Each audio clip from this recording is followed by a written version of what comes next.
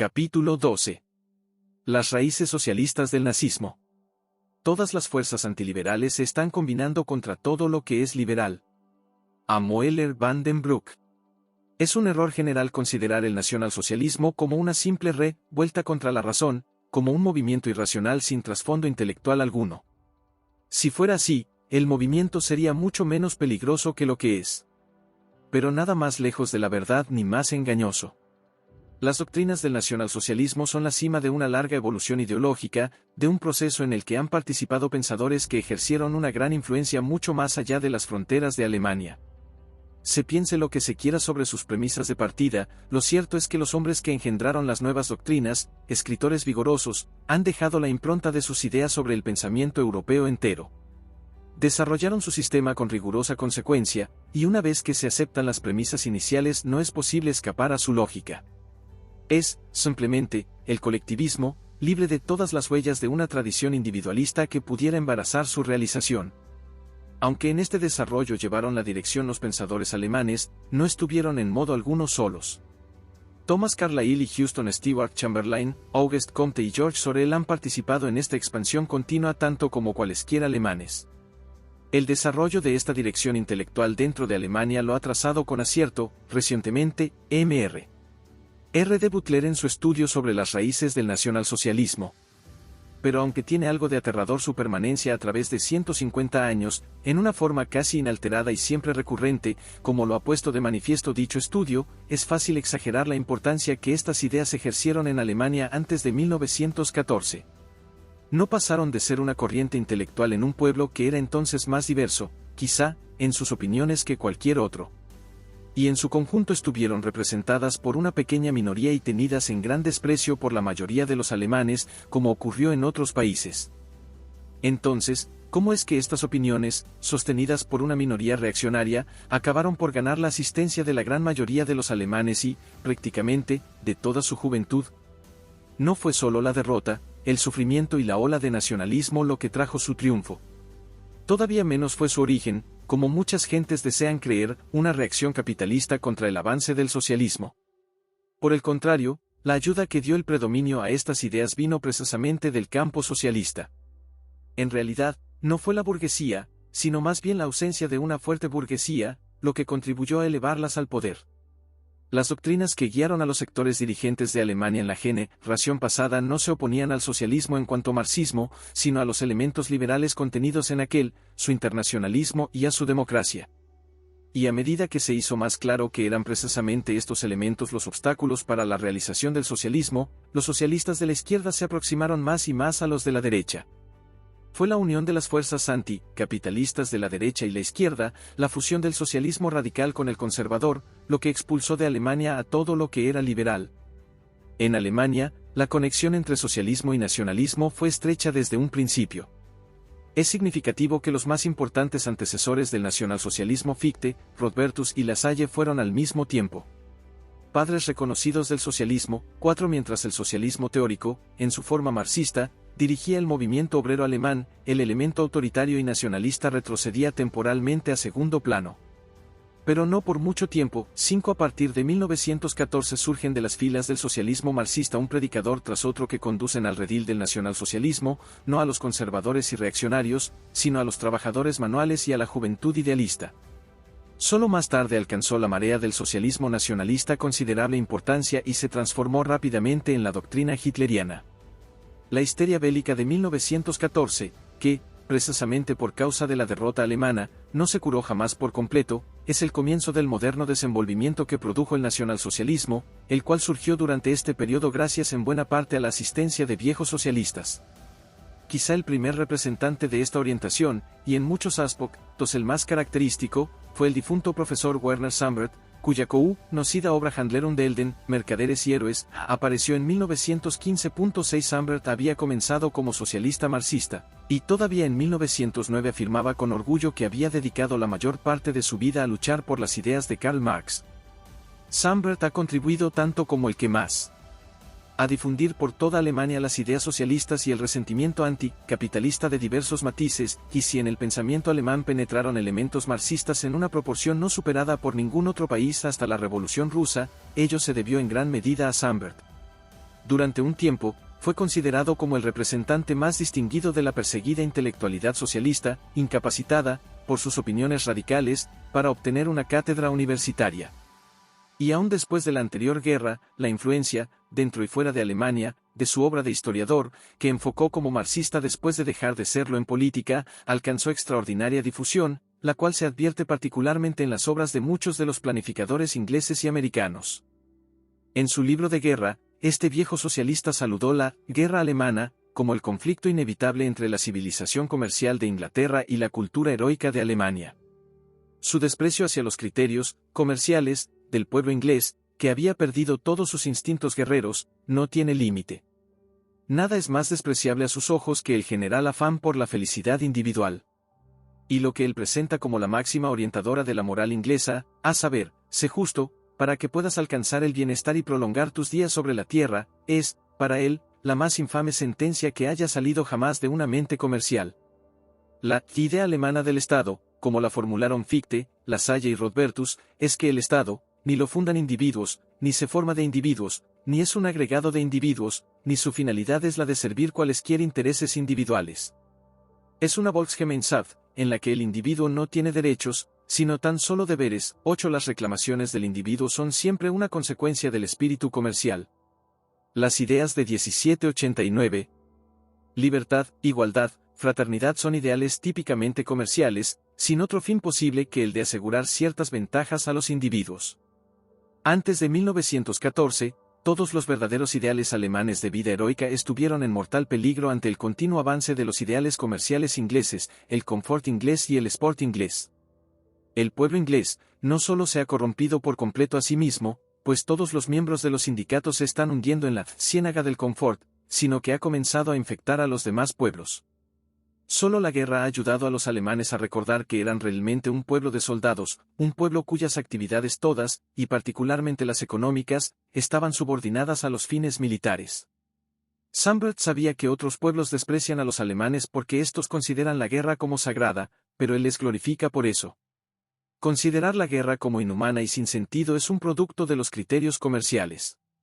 Hay una vida superior a la vida individual, la vida del pueblo y la vida del Estado, y el cometido del individuo consiste en sacrificarse por esta vida superior.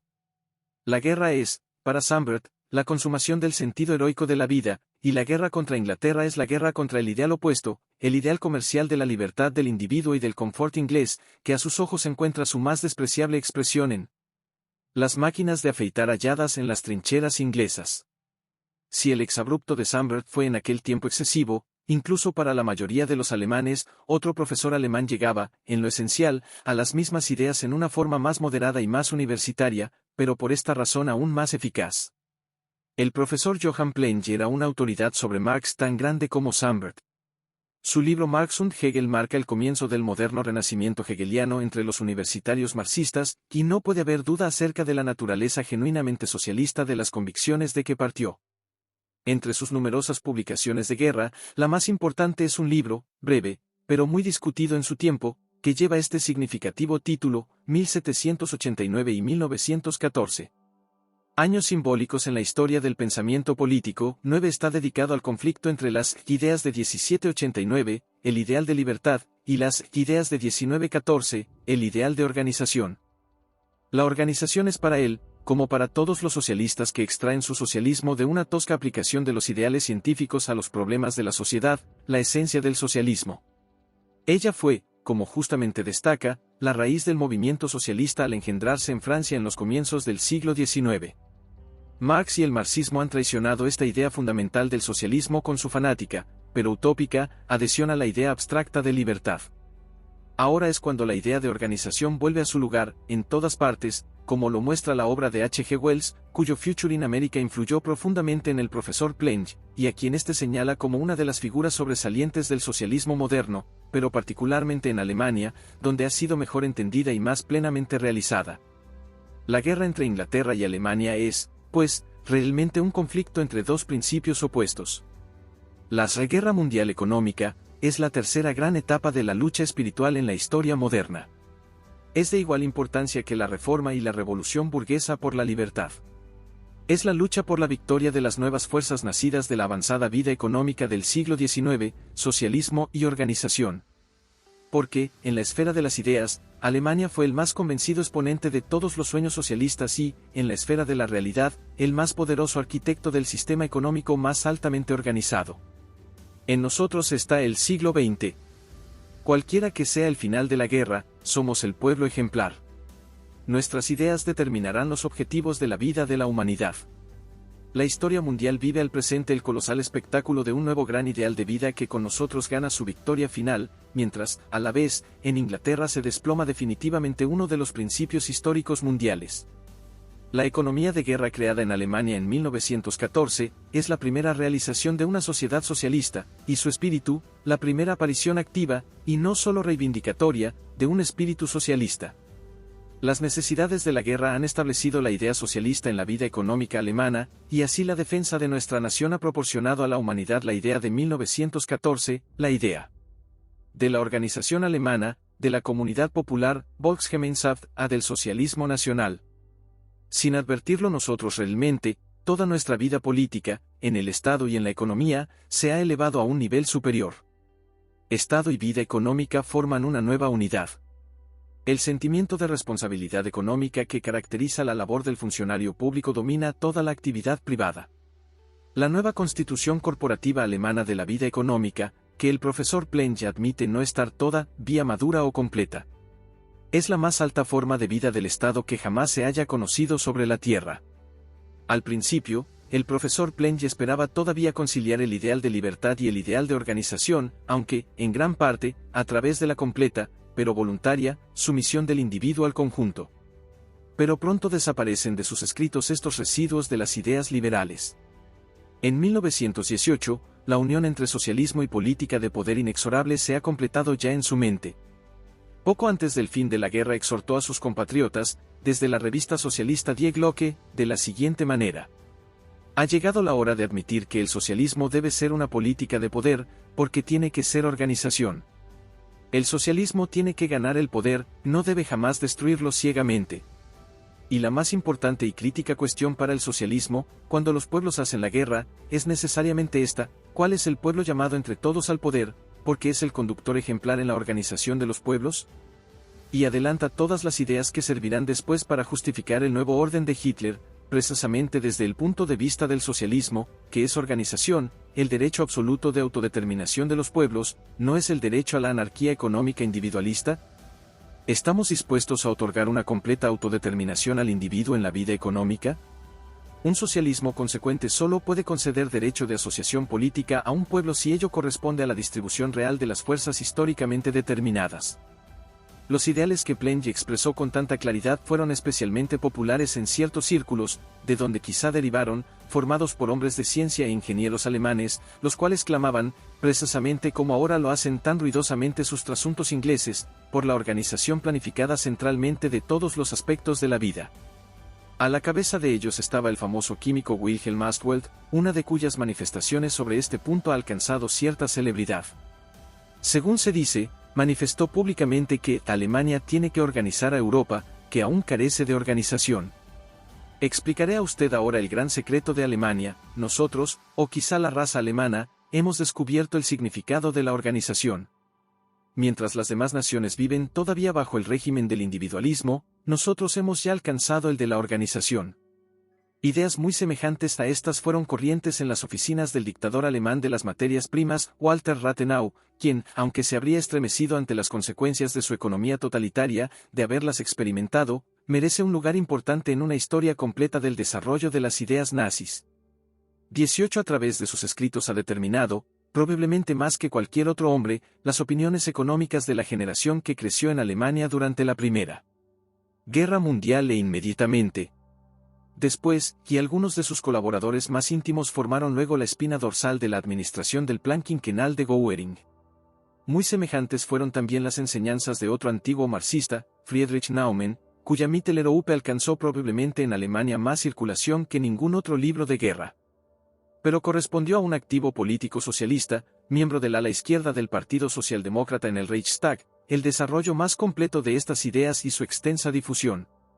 Paul Lynch había definido ya en sus primeros libros la guerra como la vía de escape de la burguesía inglesa ante el avance del socialismo, y explicado cuán diferentes eran el ideal socialista de libertad y la concepción inglesa. Sin embargo, solo en su tercer libro de guerra, el de mayor éxito, en sus 3 años de revolución mundial, lograron sus ideas características, bajo la influencia de Plenge, su pleno desarrollo. Lynch basa su argumentación en un interesante y, en muchos aspectos, puntual relato histórico de cómo la adopción del proteccionismo por Bismarck permitió en Alemania una evolución hacia formas de concentración industrial y cartelización que, desde su punto de vista marxista, representaban una etapa más alta en el desarrollo industrial. El resultado de la decisión de Bismarck en el año 1879 fue que Alemania asumió el papel de revolucionaria, es decir, de un Estado cuya posición respecto al resto del mundo es la del representante de un sistema económico más alto y avanzado.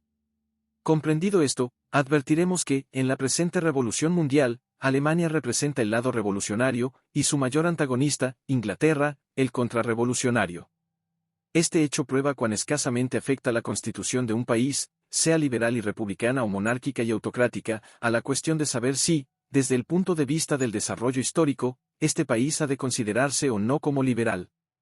O, para decirlo más llanamente, nuestras concepciones del liberalismo, la democracia, etc., se derivaron de las ideas del individualismo inglés, de acuerdo con las cuales un Estado con un gobierno débil es un Estado liberal, y toda restricción impuesta a la libertad del individuo se considera producto de la autocracia y el militarismo. En Alemania, representante designada por la historia, de esta forma superior de vida económica, la lucha en pro del socialismo se ha simplificado extraordinariamente, porque todas las condiciones que el socialismo requiere de antemano están ya establecidas. Y, por ende, para todos los partidos socialistas era forzosamente de interés vital que Alemania pudiera sostenerse triunfante contra sus enemigos y, con ello, cumplir su histórica misión de revolucionar el mundo. Por tanto, la guerra del Entente contra Alemania recordaba la tentativa de la baja burguesía de la edad precapitalista para evitar la ruina de su propia clase. Esta organización del capital, prosigue Lynch, que comenzó inconscientemente antes de la guerra y que durante la guerra ha continuado conscientemente, se mantendrá de modo sistemático después de la lucha. No a causa de un gusto por los sistemas de organización, ni aun porque el socialismo se haya reconocido como un principio superior de desarrollo social. Las clases que son hoy día los verdaderos introductores del socialismo son, en teoría, sus declarados adversarios o, por lo menos, lo fueron hasta hace poco tiempo. El socialismo está llegando, y de hecho ha llegado en cierto modo, porque no podemos ya vivir sin él. Las únicas gentes que todavía se oponen a esta marcha son los liberales. A esta clase de gente, que inconscientemente razona según patrones ingleses, pertenece toda la burguesía culta alemana. Sus nociones políticas de libertad y derechos ciudadanos, de constitucionalismo y parlamentarismo, se derivan de la concepción individualista del mundo, cuya clásica encarnación es el liberalismo inglés, adoptada por los portavoces de la burguesía alemana en las décadas sexta, séptima y octava del siglo XIX. Pero estos patrones están pasados de moda y descompuestos, de la misma manera que el liberalismo inglés, pasado de moda, ha sido destrozado por esta guerra. Lo que ha de hacerse ahora es saltar por encima de estas ideas políticas enredadas y contribuir al nacimiento de un nuevo concepto del Estado y la sociedad. También en esta esfera debe presentar el socialismo una consciente y decidida oposición al individualismo. A este respecto es un hecho sorprendente que en la supuesta reaccionaria Alemania las clases trabajadoras hayan ganado para sí una posición mucho más sólida y poderosa en la vida del Estado que lo logrado en Inglaterra o Francia. Lynch continúa con unas consideraciones que, también, contienen mucha verdad y merecen ser examinadas. Cuando los socialdemócratas, con la ayuda de este sufragio universal, ocuparon todos los puestos que pudieron obtener en el Reichstag, en los parlamentos de los estados, en los ayuntamientos, en los tribunales laborales, en las cajas de subsidio de enfermedad, etc., penetraron muy profundamente en el organismo estatal, pero el precio que pagaron por ello fue que el Estado, a su vez, ejerció una profunda influencia sobre las clases trabajadoras. No hay duda que, como resultado de los duros esfuerzos socialistas durante 50 años, el Estado no es ya el del año 1867, cuando se adoptó el sufragio universal, pero la socialdemocracia, a su vez, no es ya la que era entonces. El Estado ha experimentado un proceso de socialización, y la socialdemocracia ha experimentado un proceso de nacionalización. A su vez, Plenge y Lynch suministraron las ideas directoras a los maestros inmediatos del nacionalsocialismo, particularmente Oswald Spengler y Amoeller van den Braak, por mencionar solo los dos nombres más conocidos. Cabe discutir hasta qué punto puede considerarse socialista al primero. Pero es ahora evidente que en su alegato sobre prusianismo y socialismo, aparecido en 1920, no hace sino dar expresión a ideas ampliamente sostenidas por los socialistas alemanes. Bastarán unas cuantas muestras de su argumentación. El viejo espíritu prusiano y el credo socialista, que hoy se odian entre sí con odio de hermanos, son uno y el mismo. Los representantes de la civilización occidental en Alemania, los liberales alemanes, forman el invisible ejército inglés que, después de la batalla de Jena, dejó tras sí Napoleón sobre el suelo alemán. Para Spengler, hombres como Hardenberg y Humboldt y todos los demás reformadores liberales eran ingleses. Pero este espíritu, inglés, será expulsado por la Revolución Alemana que comenzó en 1914. Las tres últimas naciones de Occidente han aspirado a tres formas de existencia que están representadas por las famosas consignas: libertad, igualdad, comunidad. Toman cuerpo en las formas políticas del parlamentarismo liberal, la democracia social y el socialismo autoritario. El instinto alemán, o, más correctamente, prusiano, dice: el poder pertenece al conjunto. Cada uno recibe su puesto. Se manda o se obedece. Esto es, desde el siglo XVIII, socialismo autoritario, esencialmente antiliberal y antidemocrático, frente a lo que significan el liberalismo inglés y la democracia francesa. Hay en Alemania muchos contrastes aborrecidos y mal vistos, pero despreciables sobre el suelo alemán, solo lo es el liberalismo.